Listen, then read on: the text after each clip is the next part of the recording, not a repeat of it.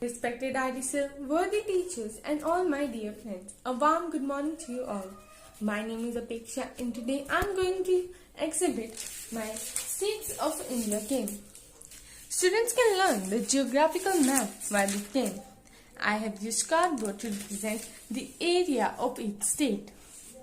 It can be played in many ways. If two players are playing, then the player to arrange all the states in correct order first would be the winner.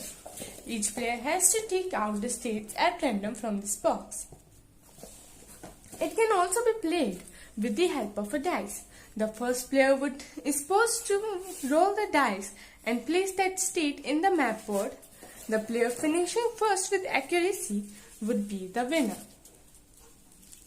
This game can be enhanced by adding states capital, which at random would have to be picked out of the box too and placed at the correct position.